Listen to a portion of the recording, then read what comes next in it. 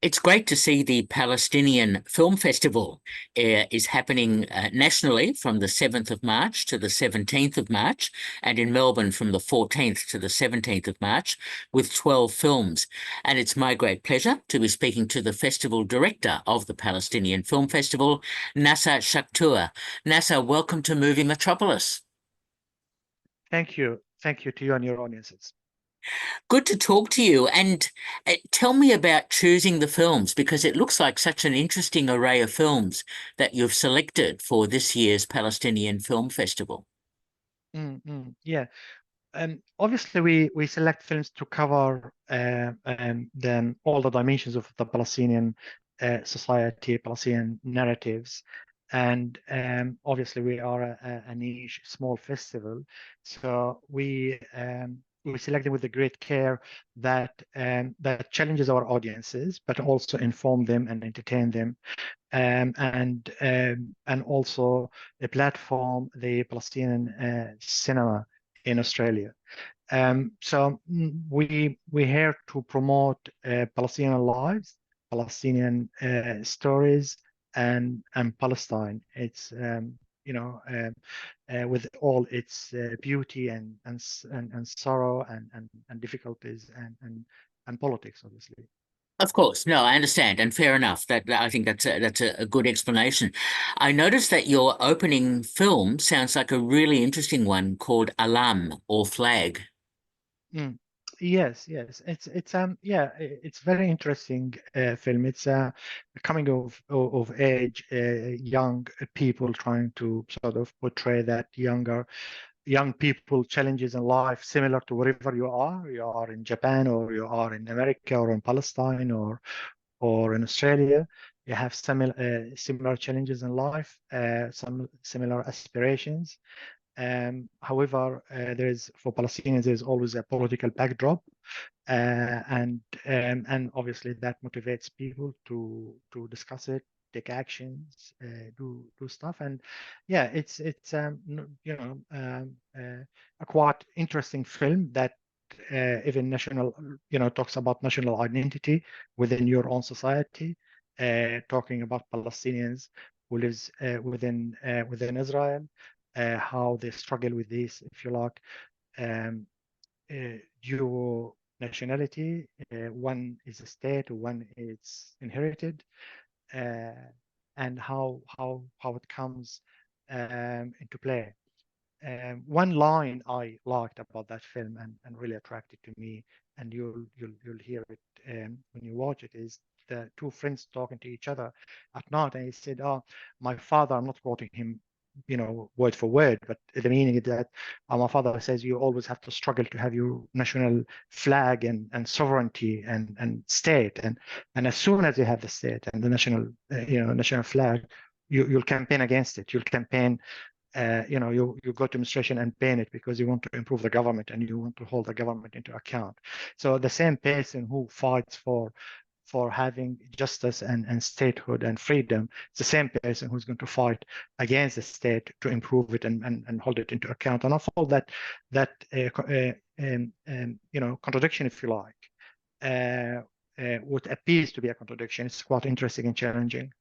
It is a very Yeah. interesting one, and it's great that you can show films like this because it gets people seeing issues, ideas, and so on, and then they can discuss it, the issues afterwards. And it looks like this film would be a very good discussion point for audiences. So yeah, sounds good. Yeah.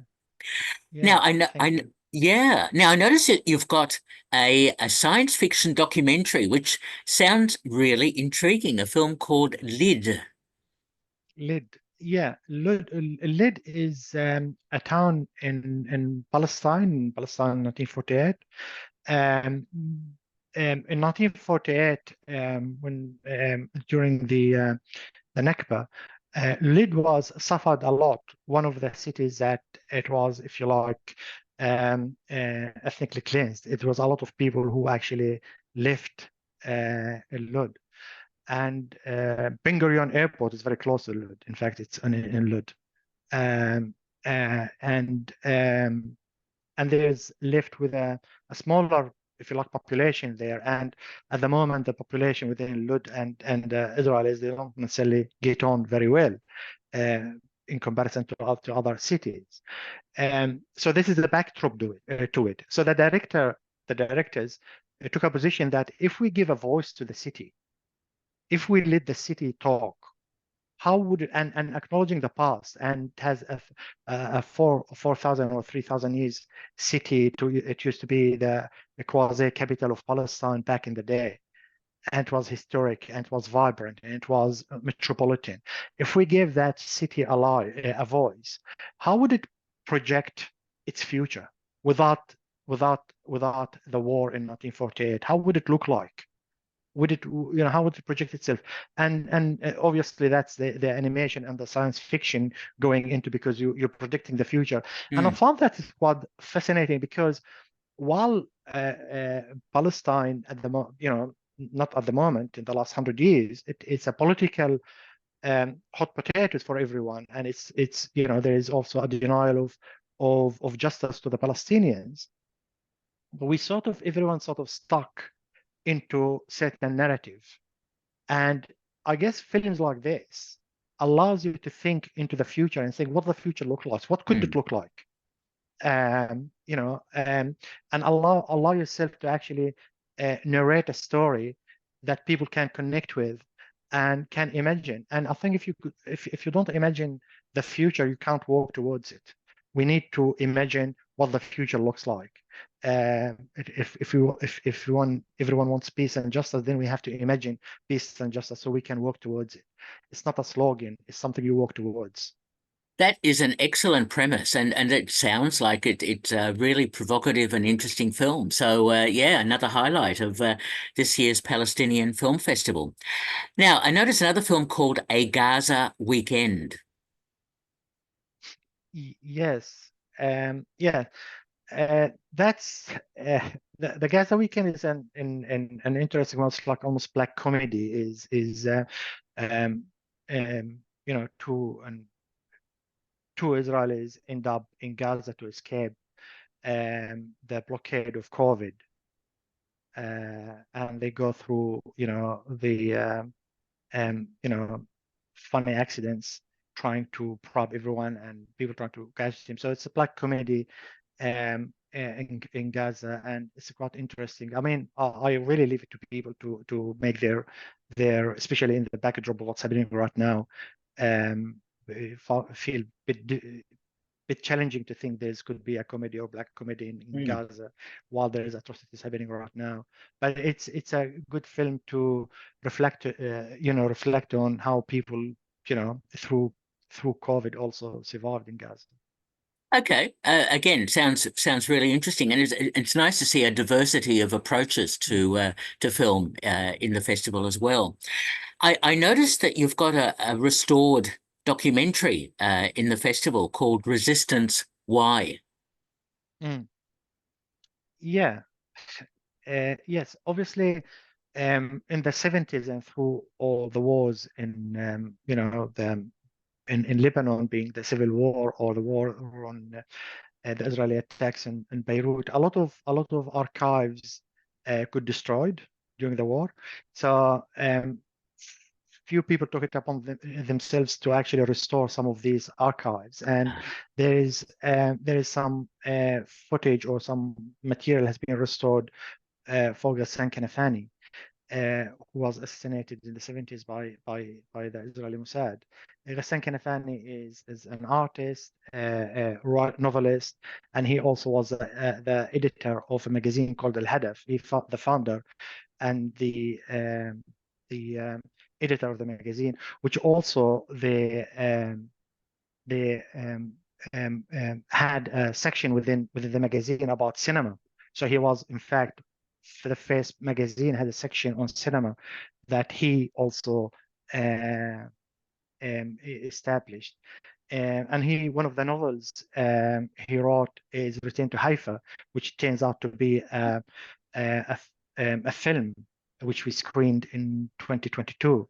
It's an old film. It was done in the 70s, and he was involved in the screen in the making of the film. Don't think he ended up seeing it because he was assassinated beforehand, and he was also the spokesperson for the PFLP, the Palestinian Liberation Front. Um, so he that so that's the background to Hassan Kanafani and others. But the documentary is talking about why do you resist? What do you fight?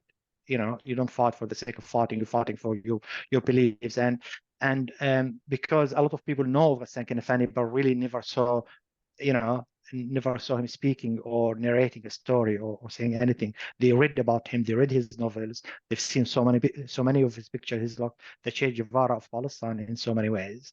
But they never saw him actually speaking in a film. So that's one of the rare opportunities for people actually to hear him is speaking. Yeah. Oh, excellent. I love that that restoration and that description. That's terrific. Now, notice another. I think it's a narrative film called A House in Jerusalem. Yeah, it's by Moayed Alayan, director who it's quite interesting. He always takes an interesting angles on it, and it's it's just it's an interesting. It talks about being haunted between the past and the future, and how two little girls, one Jewish English girl who comes to Jerusalem, and she's gets to escape a personal situation that her mom passed away in England, and her dad brings her to Jerusalem and lives in a house, and it gets she somehow she's haunted by the um, by that young Palestinian girl in that house, and talks about the history and how you can be haunted and how you can face um, your challenges, I guess, to go forward and have the effect on that on children. Okay. Sounds good. It's really interesting films in the festival this year. Mm. And I noticed a documentary called Bye Tiberius. Mm. Yeah, that's Tiberius has been winning awards left, right, and center. It has been really successful, and I'm so proud that we are premiering it in Melbourne. It just won the audience award and the best documentary award in the International Film Festival just last week. Yeah, we're so proud of it. It narrates the stories of Hiyam Abbas, is um, a well-known Palestinian um, actress who goes. Her daughter is a director, Lina Suleiman. She's half Algerian, half Palestinian, and and talks about how the Palestinians go through that generations, multiple generations um, to sort of narrate the consistency of that story through personal accounts, and how when you leave your country or your city, you don't leave it really. You carry with you, all that package of history, of culture and stories and memories. Um, yeah, it has been a crowd pleaser, that documentary, because it's raw, it connects to real people and real stories. Okay, and look, an excellent array of films. There's a few others and some short films as well, screening as part of this year's Palestinian Film Festival. So if people want to book tickets, all that sort of thing, I suppose going to the palestinianfilmfestival.com.au website would be the best thing. Yes, and also on our social media, Instagram and Facebook as well. Okay, And you can subscribe to our newsletter, and you'll receive latest information. excellent stuff. Look, I'm so glad the Palestinian Film Festival is going ahead. Leaving politics to one side, it's important to see films and certainly about Palestine and so on. So excellent stuff. We've been speaking to the festival director of the Palestinian Film Festival, Naser Shakhtour. Naser, thank you so much for talking with me. You're welcome. Thank you.